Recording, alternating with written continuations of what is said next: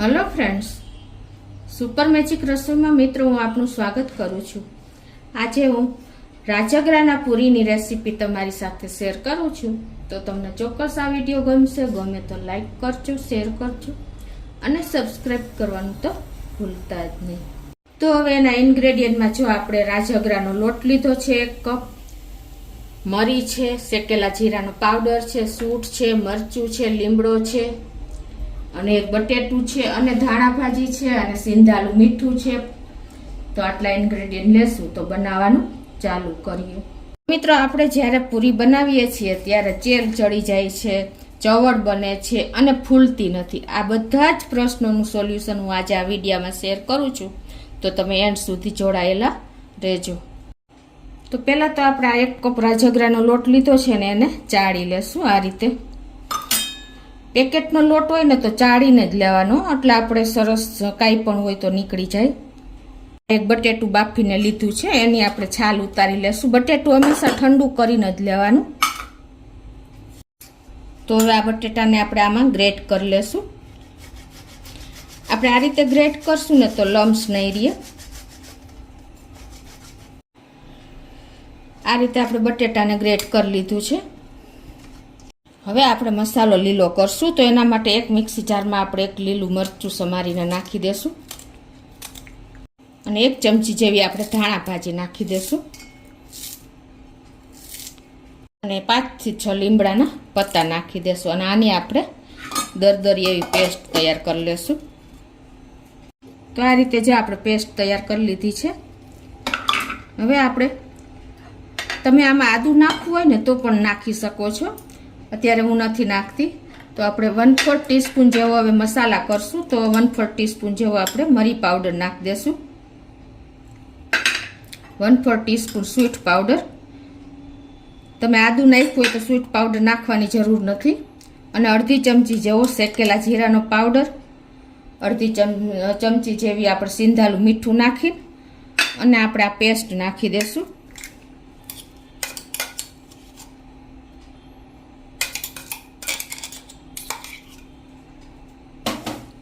અને આમાં આપણે 1 ચમચી જેવું તેલ નાખી દેશું। વધારે તેલ નાખવાની બિલકુલ જરૂર નથી। જો વધારે તેલ હશે ને મિત્રો તો પણ તમારી પૂરી તેલ પીશે અને બટેટું પણ બટેટાના હિસાબે પણ ઘણીવાર જો બટેટું વધારે હશે ને તો પણ તમારી પૂરીમાં તેલ ચડી જશે। એટલા પરફેક્ટ મેજરમેન્ટ સાથે જ હું તમને આ બધા ઇન્ગ્રેડિયન્ટ બતાવું છું। હવે આ બધું આપણે મિક્સ કરી લેશું અને પાણીની જરૂર નહીં પડે। જો જરૂર પડે ને તો 1 થી 2 ચમચી નાખીને તમારે લોટ તૈયાર કરી લેવાનો। આ બટેટાના માવામાં જ લોટ બંધાઈ જશે। જો મિત્રો તમારા બટેટામાં પાણી હોય ને તો કદાચ ઢીલો લોટ થાય ને તો તમારે 1 થી 2 ચમચી જેવો રાજગરાનો લોટ ઉમેરી દેવાનો અને તમને ઓછું લાગે તો 1-2 ચમચી પાણી નાખી દેવાનું। અત્યારે મને થોડુંક 1 ચમચી જેવું પાણી નાખીને હું લોટ બાંધું છું। કેર કરીને જ પાણી નાખવાનું। જો લોટ ઢીલો થઈ જશે ને તો પણ તમારી પૂરી બરાબર નહીં બને। તો આ રીતે 1-2 ચમચી જેવું પાણી નાખીને જેવો આપણે પરોઠા જેવો લોટ બાંધ્યો છે। લોટ પરફેક્ટ હશે ને તો જ પૂરી બરાબર બનશે મિત્રો। અને આ પૂરી તમે ઠંડી થયા પછી પણ ચવડ નહીં થાય, મોટી ઉંમરના માણસો પણ ખાઈ શકશે, એટલી સરસ સોફ્ટ બને છે। મિત્રો, ફરાળમાં રાજગરાની પૂરી સાથે શ્રીખંડ અને ભાજી મળી જાય તો બીજું કાંઈ ના જોઈએ, એટલી સરસ આપણને આ પૂરી મીઠી લાગશે। આ રીતે આપણે લોટને કૂણવી લીધો છે અને એકદમ જેવો સરસ આપણો પરોઠા જેવો લોટ તૈયાર થઈ ગયો છે। હવે આપણે થોડુંક તેલવાળો હાથ કરી અને એને આવી રીતે મસરી લેશું।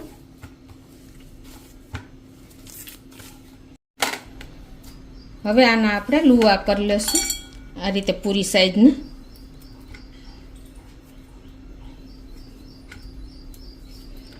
અને એને આપણે આવી રીતે હથેળીમાં રાખીને અને રાઉન્ડ રાઉન્ડ ફેરવીને તૈયાર કરી લેશું। આ રીતે આની અંદાજે આપણે 20 જેવી પૂરી તૈયાર થશે। આ રીતે આપણે હાથમાં ચોટે ને તો તેલવાળો હાથ કરીને અને લુવા કરવાના, એટલે જુઓ સરસ આપણા લુવા તૈયાર થઈ જશે. તો હવે આપણે પૂરીને વણી લેશું. તો પહેલાં જો તમારે બોર્ડર ફાટતી હોય ને તો તમારે આવી રીતે પ્રેસ કરી અને પછી તમારે અંગૂઠે અને આંગળીથી આ રીતે લુવું તૈયાર કરી લેવાનું, એટલે બોર્ડર નહીં ફાટે. મારે તો જો કે નથી ફાટી, પણ તમને હું બતાવવા માટે જ આ કરું છું. પછી આ રીતે પ્રેસ કરી દેવાનું અને પછી તમારે આ રીતે પાટલી ફેરવતું જવાનું, પૂરી નથી ઉચકવાની. આ રીતે પાટલી ફેરવતું જવાનું અને આ રીતે પૂરી આપણે વણી લેશું.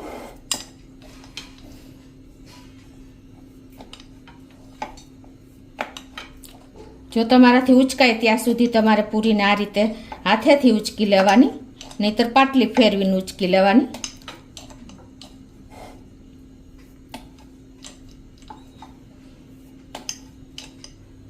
જો મિત્રો આપણે આ રીતની પૂરી તૈયાર કરશું. જો છે ને, અને તમને આજે હું 3 રીતે બતાવું છું. બીજી રીતે મિત્રો, જો તમારે આ રીતે લૂ મૂકી દેવાનું, પછી તમારે આ વાટકો કોઈ પણ લેવાનો, આવો રીતે નીચેથી ફ્લેટ હોય ને એવો, અને પછી એને પણ તેલ લગાવીને અને આ રીતે તમારે પ્રેસ કરી દેવાનું. આવી રીતે તમે 2 થી 3 વાર પ્રેસ કરશો ને તો પણ ઝડપથી તમારી પૂરી તૈયાર થઈ જશે.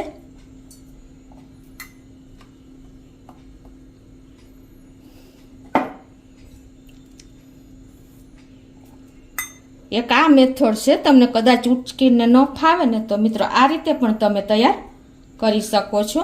જો થઈ ગઈ ને આપણી પૂરી તૈયાર. આપણે બટર પેપર ઉપર પણ તમે વણી શકો છો. તમને પાટલી ઉપર ન ફાવે તો આ રીતે તેલવાળો હાથ લગાવી દેવાનો અને પછી તમારે જો આ રીતે લૂ એકદમ સરસ રાઉન્ડ કરી લેવાનો અને પછી આ રીતે પણ તમે વણી શકો છો, એટલે તમારે પૂરી ઇઝીલી ઉચકી જશે. જો પેપરને જ તમારે આ રીતે, આ બહુ ઇઝી મેથડ પડશે.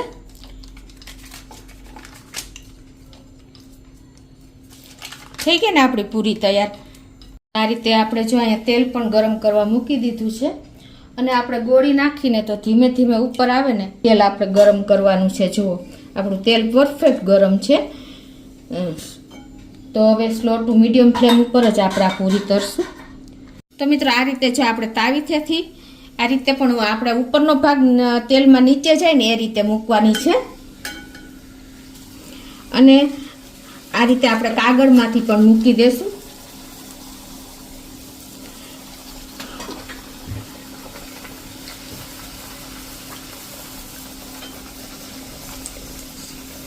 જો આપણી બધી પૂરી ફૂલે છે મિત્રો, તમને ખ્યાલ આવી જતો હશે. જો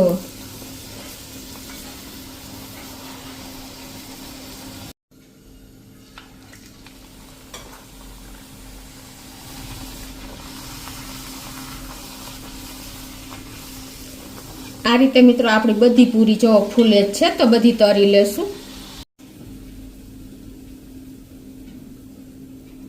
તો હવે આ રીતે જ બધી પૂરી તૈયાર કરી લઉં છું.